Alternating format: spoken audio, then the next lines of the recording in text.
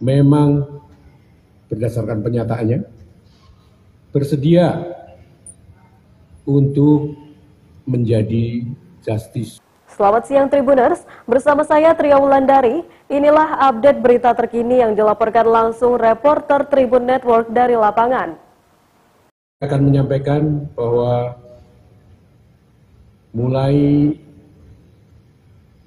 2 hari yang lalu LPSK sudah menetapkan bahwa permohonan baik dimulai oleh pengacaranya maupun setelah kemudian tim LPSK bertemu dengan Baradae ini di tahanan Bareskrim.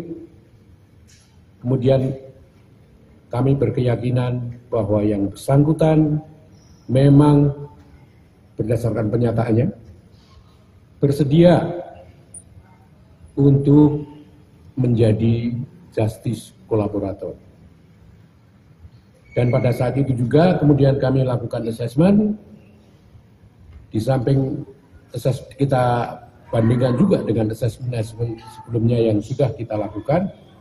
Kemudian kami sampai pada keyakinan bahwa Baradae memang memenuhi syarat sebagai seorang justice kolaborator. Yang pertama tentu saja karena yang bersangkutan bukan pelaku utama. Yang kedua bahwa yang bersangkutan menyatakan kesediaannya untuk memberikan informasi kepada aparat penegak hukum tentang berbagai fakta, berbagai kejadian di mana dia terlibat sebagai pelaku tindak pidana, dan dia bersedia untuk mengungkap bahkan pada orang-orang yang mempunyai peran jauh lebih besar ketimbang dia atau atasannya di dalam tindak pidana ini. Menurut catatan kami, memang Baradae ini adalah pelaku tindak pidana, tetapi dengan peran yang minor, karena dia mendapatkan perintah dari atasannya. Bahkan keterlibatannya di dalam perencanaan dan sebagainya itu masih kita dalami, apakah yang bersangkutan memang menjadi mastermind atau bagaimana. Tapi yang jelas kami melihat bahwa peran yang bersangkutan ini kecil, dan kami melihat memang yang bersangkutan sebenarnya tidak punya mens rea atau niatan untuk melakukan pembunuhan.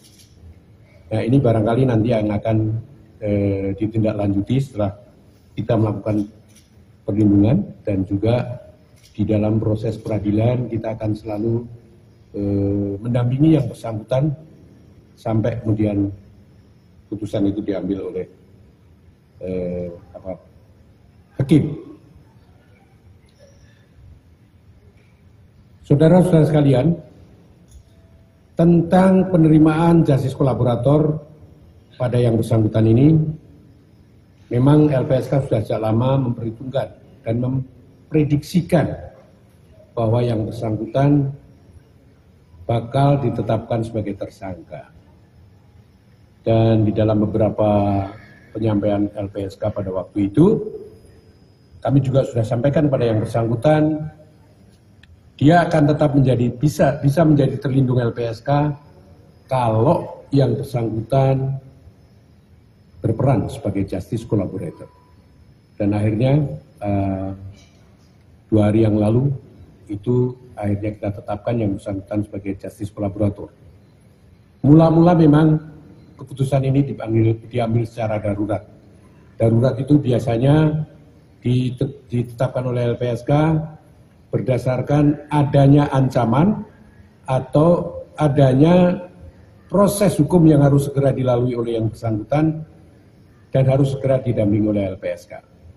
Nah, kedua-duanya ini memenuhi, artinya ancaman itu dari sisi bahwa yang bersangkutan ini ada di dalam satu perkara pidana yang berdimensi struktural, di mana ada relasi kuasa di dalamnya dan yang bersangkutan ada di dalam strata yang rendah di dalam struktur pelaku tindak pidana ini. Oleh karena itu, hari ini tadi kami memutuskan di dalam rapat paripurna LPSK yang biasanya kami sebut sebagai sidang Mahkamah Pimpinan LPSK atau disingkat SMPL untuk memutuskan permohonan-permohonan yang masuk ke LPSK. Salah satunya adalah permohonan dari penasihat hukum maupun Baradae ini sendiri. Permintaannya untuk menjadi terlindung LPSK sebagai justice kolaborator.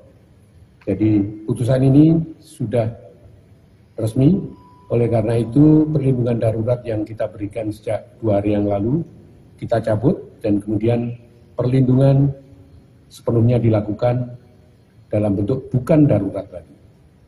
Biasanya perlindungan darurat itu disetujui paling tidak hanya oleh 3 pimpinan saja, itu cukup. Kalau ada situasi yang membahayakan jiwa seseorang atau proses hukum sudah berjalan dan